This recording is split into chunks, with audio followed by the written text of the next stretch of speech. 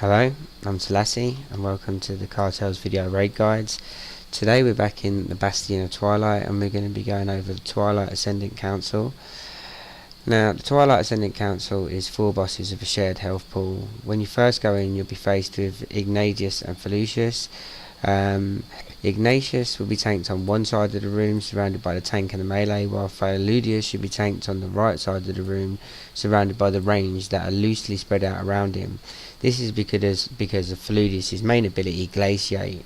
This will deal frost damage to everyone in the raid, but deals less damage the further away they are. So the raid members should be loosely spread out. The other one is that they got these 2 abilities, Heart of Ice and Burning Blood. These do increasing DPS damage to the target, but are good to the raid because they'll give a buff that increases damage done. So essentially we want to make sure that the Burning Blood goes to the raid range members and that the Heart of Ice needs to go to the melee, and it should be dispelled about 10 or 20 seconds into that.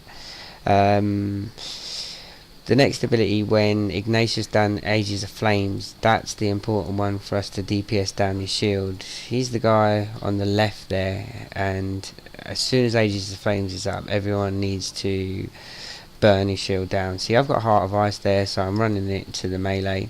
The other ability in this phase to mention is Waterlogged. So Waterlogged will be cast on you, and then it will generally slow you, and if you don't drop it, you'll get slowed. Now, the way to get rid of that is through that fire. This is the only time that running through fire is good. So if you get waterlogged, you need to head to the fire, run through it, and as soon as you do that, it will drop you waterlogged off. See, I've got it now, so I need to run to the fire because else I'm going to end up as an ice block, most likely die and punish my raid.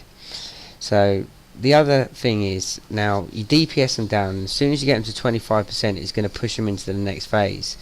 Now, out of the 4 bosses, whatever finishing DPS they've got is what the boss at the end in phase 3 will have as a combined health pool. So you need to make sure that you're DPSing them down evenly. The key to it is to push them through at 25% each, because if you've got one with 25% and one with 50%, then your boss at the end is going to have more than 25% health. So it's vital that when you push them first 2 through, you push them through at 25% each. Now, if they are even, you can actually push them further than that to like 22% each, which really helps in the end, because in phase 3, all 4 of the bosses will combine to make one Elementium monstrosity, and it's that what you've got to defeat. And as I say, the combined health pools of what you killed them at will be what he comes up at. But remember, with each 2 bosses, as soon as one hits 25%, that's the end of the phase.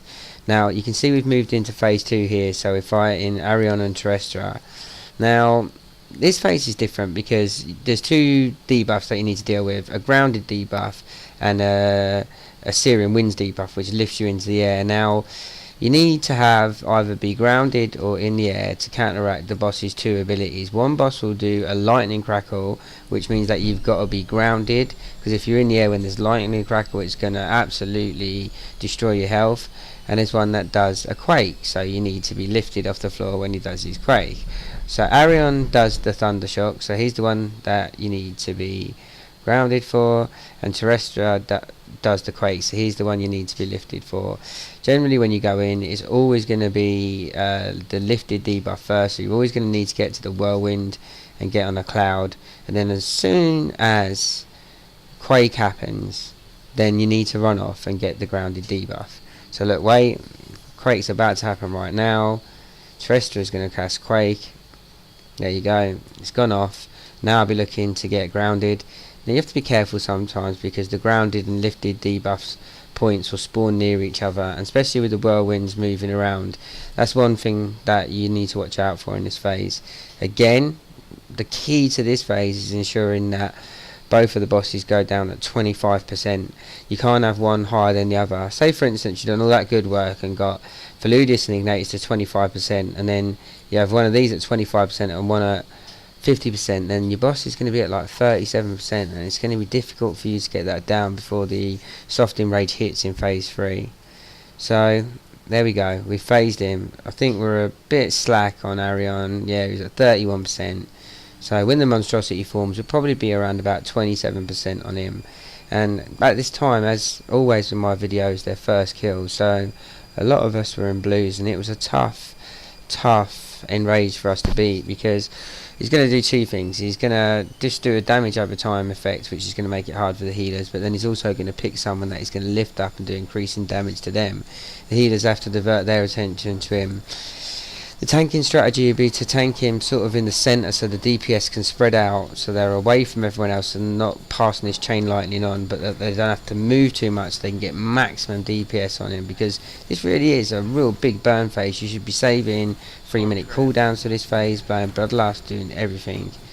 I've included the vent at the very end as usual, so you can hear the last bits of direction, but again, just completely blowing him up.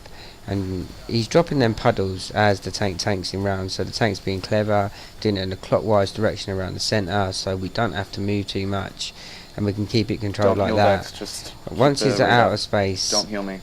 It's gonna be too late. You know, it's getting too hard to heal as it is. This lightning, you've just got to get him down before time runs out. So it's hammer to the nail time. We're burning him down. I think I died just before, but luckily we get him. And as I say, that was all in blues, but good encounter to get down, and I hope you and your guild have fun doing it. Thanks a lot.